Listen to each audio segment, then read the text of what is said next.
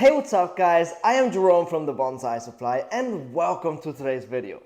Now in this week's video, we are going to be talking about another species in detail. And as you can see, of course, I chose the Dwarf Jade or the Portulacaria afra.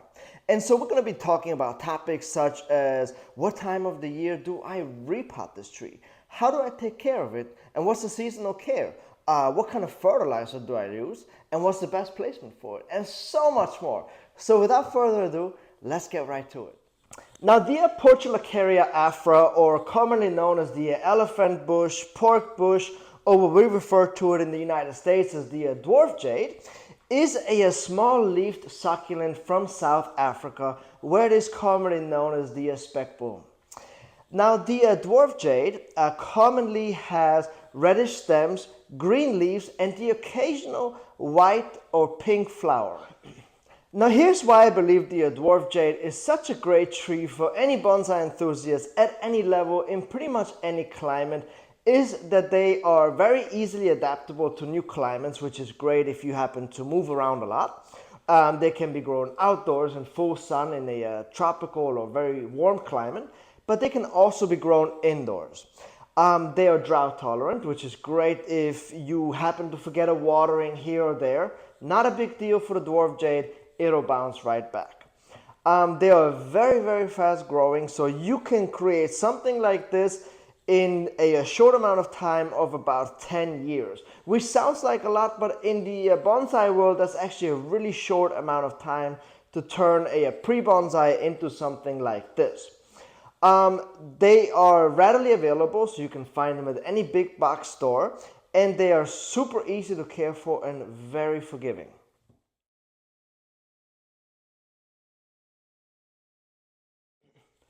Now, the seasonal work on a dwarf jade is super easy and super straightforward. The main time of the year that we would actually do a lot of work on a tree like this is only in the summertime when it is actively growing. So when it is super hot outside and the tree starts to actively grow, that's when we do the most amount of work. That's when we trim it back, we can defoliate it, we can repot it at that point. And we can even do trunk chops at that point. So this middle of the summer, when it is super hot, 70 Fahrenheit plus, is when we can do anything to the dwarf jade that we please. Now for the rest of the year, there's not that much work that we do. We just do the occasional trimming. So what I always recommend is to let your tree kind of grow out of the shape that it is in. So on this tree right here, I let it grow out maybe 2 to 3 inches, and then I prune it back.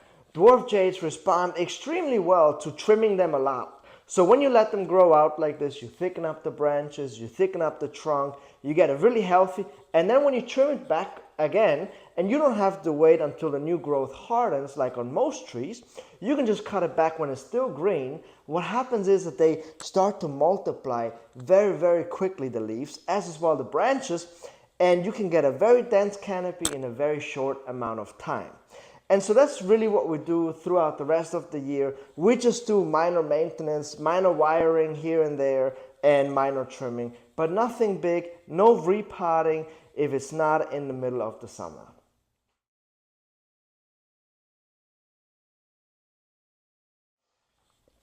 Now in the seasonal care, I mentioned that we repot dwarf jades in the middle of the summer. And here are a few tips that I like to do when I repot my dwarf jade. First of all, I want to make sure that I have 2 consecutive weeks of 70 Fahrenheit plus at night.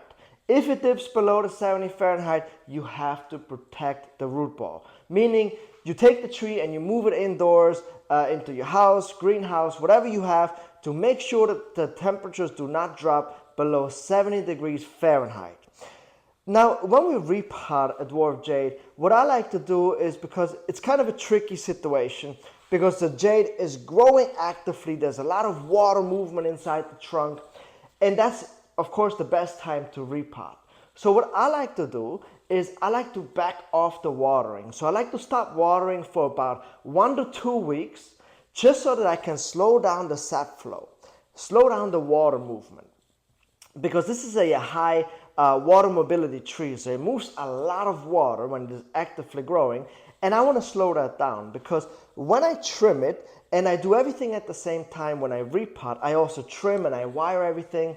So when this tree is full of sap and you start to trim it, it starts to ooze out water, and potentially you could get branch rot. You could also get root rot at this point. And so that's why I back off the watering, keep it out in full sun for about a week to two, and wait until it starts to slow down with the new growth, and then I go ahead and repot. Now, when you repot a dwarf jade, it is important that you don't mess with the roots too much. So when you repot it from a pre-bonsai in a bonsai container, that's the first and only time that you do a lot of damage to the root, right? You rake out the root ball, you get rid of all of the organic soil, the black soil, the potting soil that we don't use in bonsai, and that is the only time.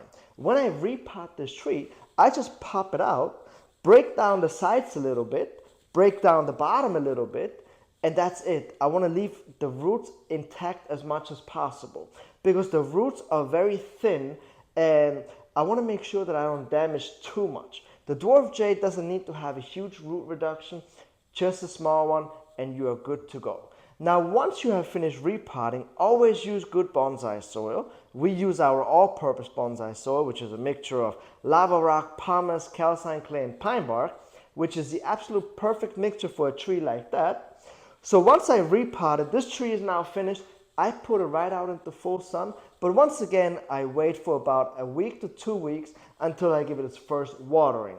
What I want to see happening is that the tree starts to grow on its own first before I start to water it. Because this tree is very special, it's like no other tree, it stores all the water in the leaves. And so that's why when you repot it, it still has enough water in the leaves to support the tree. And that's why I want to wait until it grows on its own before I give it its very first watering.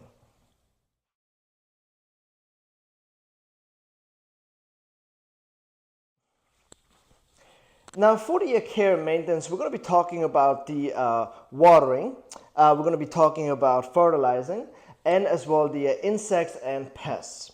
So watering your dwarf jade can be a little bit tricky to get the right water regimen down. Now, there's a very easy indicator to see that you're not watering enough, and that is when you get these shriveled leaves. As you can see right here, I have a few shriveled leaves on this tree, which means that I have not been watering enough, but it has also been extremely hot. So then I just give it a full soaking, and then these wrinkled leaves will buff right out. So generally, in the summertime, I water every 3 days. Just as a base, give it a full soaking every 3 days. When it is actively growing, it needs to have a lot of water to support all of that new growth and to continue to grow. For the rest of the year, when it is not that actively growing or it is cooler, I generally water once a week, or in the winter time, like inside my greenhouse, I actually don't water this tree at all. Now, in terms of fertilizing, I like to use our all-purpose bonsai fertilizer, which is an 18-4-10. High nitrogen, high firepower. That's what you want for a tree like this. Jades respond extremely well to high nitrogen fertilizer. And here's actually a trick. Whatever it says on the label on how much to use, on dwarf jades, I use about 3 to 4 times as much. And that's the only tree that you can do that, because it responds so well to fertilizing. So when you fertilize your dwarf jade, I generally cover the entire topsoil with fertilizer. Like a whole layer of fertilizer on top.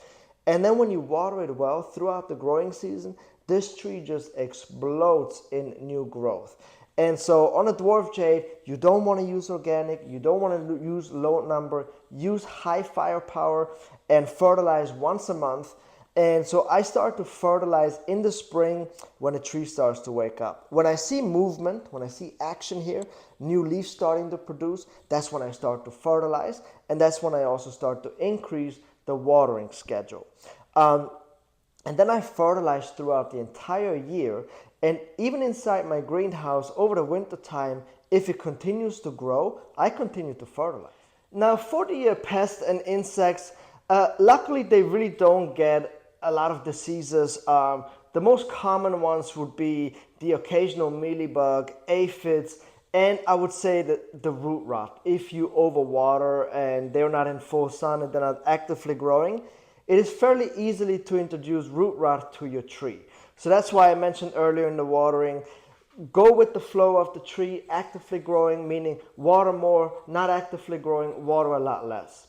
Now for insect care, I use these two insecticides as my monthly regimen, because I like to spray on a preventative basis, meaning I spray on a monthly basis, because I do not know how well my neighbor takes care of his backyard or her backyard. And the most common answer is that they do not take care of their backyard. Only as bonsai people are on top of our stuff like that, right? So I know that my neighbors do not take care of their backyard in terms of insect prevention, which means they probably have something brewing over there. And every time the wind blows into my backyard's direction, all of their insects get blown over right into my backyard. And then I have them on my trees. When I have them on my trees, until I figure out what the problem is, until I even actually see it, the problem is usually already too big. It will set the tree back in training. I will have branch loss. I will have it will defoliate itself, the tree's in stress, and then it just takes a really long time to get this tree back on track. And that's why, as soon as this tree starts to grow in the spring, I start off with my all-purpose insecticide, which is called Tall Star. I spray the entire tree. Next month, I use the Lucid, which is a miticide, and then I go back to the Tall Star the next month, and then the following month, I go back to the Lucid. So I go back and forth like this, spray all of my trees, as a preventative care, and I never have any insect infestations or any insect problems. The best time to spray is after sunset or before sunrise when it's dark outside. The insects are at home, the pores of the tree are open so that they can absorb the insecticide when you spray. But also at that point in time, there's no butterflies, no bees, no birds that you could hurt potentially with your sprays. Once they dry off, they are no longer toxic for us humans, our pets. They only attack insects. Now, if you have any questions about anything that I mentioned here in this video today, please leave them down in the comment section. And if this is your first time coming across one of our videos, consider subscribing to our YouTube channel so that you're always up to date and always notified when a new video comes out. If you're a subscriber already, welcome back and thank you so much for your support. And I will catch you guys next time.